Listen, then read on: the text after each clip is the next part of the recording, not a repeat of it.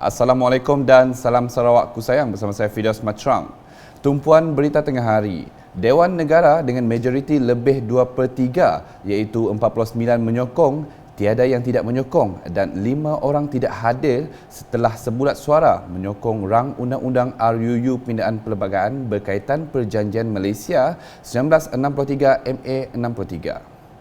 Menteri di Jabatan Perdana Menteri Parlimen dan Undang-Undang Datuk Seri Dr. Wan Junaidi Tuanku Jaafar berkata RUU ini dapat mengembalikan kedaulatan dan hak negeri Sarawak dan Sabah dengan pengiktirafan MA 63 dalam Perlembagaan Persekutuan.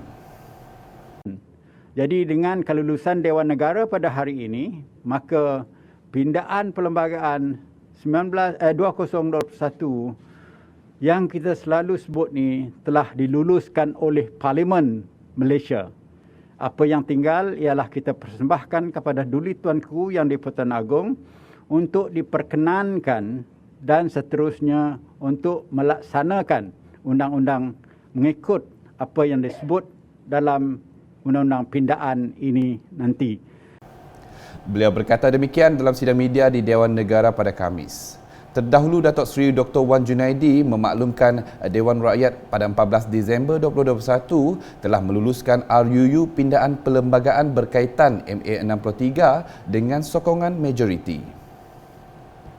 Selepas kita berjaya melalui jalanan Undang-Undang Pindaan Perlembagaan 2021 di Dewan Rakyat, dengan sokongan padu 200 orang pada bacaan kali kedua dan 199 pada bacaan yang ketiga untuk meluluskan di peringkat Dewan Rakyat. Sehubungan itu, rang Undang-Undang Perlembagaan Pindaan 2021 adalah pindaan perlembagaan persekutuan seperti berikut.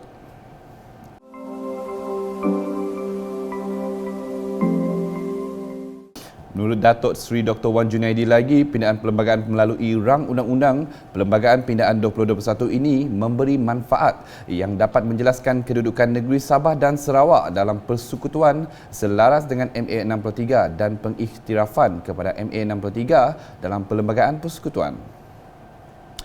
Selain itu, pindaan ini juga memberi pengiktirafan kepada Hari Malaysia dengan dimasukkan ke dalam tafsiran Perlembagaan Persekutuan, manakala pindaan Fasal Kurungan 6 dan Kurungan 7 Perkara 161A yang dapat mengembalikan hak dan kebebasan kepada Kerajaan Negeri Sarawak dalam menentukan definisi ras asli, yang mana pentafsiran definisi ras asli selepas ini tidak lagi tertakluk kepada Perlembagaan Persekutuan tetapi ditentukan oleh Kerajaan Negeri Sarawak melalui Undang-Undang Negeri secara mutlak. Sementara itu, Datuk Seri Dr. Wan Junaidi mengucapkan terima kasih kepada seluruh ahli Dewan Rakyat dan ahli Dewan Negara kerana telah memberi sokongan kepada RUU Perlembagaan Pindaan MA 63. Saya berterima kasih kepada ahli-ahli Dewan Negara dan ahli-ahli Dewan Rakyat oleh kerana sokongan padu kepada perancangan kerajaan secara konsensus di pihak Sarawak Sabah dan juga persekutuan untuk merealisasikan harapan dan impian rakyat Sarawak dan Sabah. Tambah Datuk Seri Dr. Wan Junaidi lagi, kejayaan ini telah merealisasikan Sarawak dan Sabah ke atas perjanjian-perjanjian yang terletak di dalam MA 63 itu sendiri. Untuk meletakkan Perjanjian Malaysia 1963 ke dalam perlembagaan, itu pertama. Yang kedua, mengiktirafkan Perjanjian Malaysia itu sendiri. Dan yang ketiga, untuk Sarawak dan Sabah merealisasikan perjanjian-perjanjian yang terletak dalam Perjanjian Malaysia dan juga yang terletak dalam Intergovernmental Committee punya report yang sebagai anek kepada Perjanjian Malaysia itu sendiri. Seterusnya, Harakah Islamiah Hikmah Sarawak telah mendapat satu bidang tanah seluas 10 ekar yang akan dibina sebuah komplek hikmah yang baharu. Menurut Yang di-Pertua Hikmah Tan Sri Dato' Amar Abdul Aziz Hussein, Ketua Menteri Datuk Patinggi Tan Sri Dr. Abang Abdul Rahman Zohari Tun Dato' Abang Openg turut memberikan geran berjumlah RM35 juta bagi membina komplek baharu hikmah tersebut. Hikmah telah diberi sebidang tanah seluas 10 ekar yang berdekatan dengan bangunan yang sedia ada sekarang. Dan Ketua Menteri Sarawak juga telah bersetuju untuk menguntungkan grant berjumlah sebanyak 35 juta ringgit Malaysia untuk membina sebuah kompleks hikmah yang baru. Beliau berkata demikian semasa berucap merasmikan Perhimpunan Perwakilan 3 tahun sekali hikmah ke-20 di Hotel Pullman pada Khamis. Jelas Tan Sri Dato' Ahmad Abdul Aziz lagi, kompleks hikmah yang baru itu akan menempatkan bangunan ibu pejabat, dewan yang dapat menampung 1,500 tetamu dan sebuah kafeteria bagi kegunaan orang awam. Dalam pada itu, beliau turut menzahirkan ucapan terima kasih kepada Ketua Menteri di atas sokongan dan bantuan yang tidak pernah putus kepada hikmah dari dahulu hingga sekarang. Dengan adanya sarana baru ini, ianya akan menjadi tempat untuk kita menguruskan operasi dakwah kita secara lebih sistematik dan teratur. Berita selanjutnya, Jawatan Kuasa Pengurusan Bencana Daerah JPBD, Sri Aman dan Pejabat Daerah Pantu telah mengedarkan risalah berkaitan prosedur operasi standard SOP sambutan perayaan Hari Christmas yang akan disambut pada 25 Disember ini. Program tersebut melibatkan 13 buah kampung di daerah Pantu pada Rabu. Dalam meraihkan sambutan perayaan Christmas, penduduk dinasihatkan agar mematuhi SOP yang telah ditetapkan dengan pembudayaan norma baharu sewaktu meraihkan perayaan tersebut.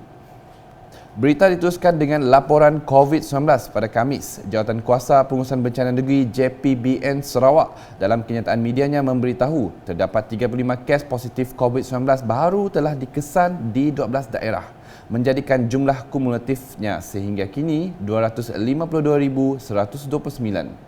Antara daerah-daerah yang dilaporkan kes COVID-19 adalah seperti berikut.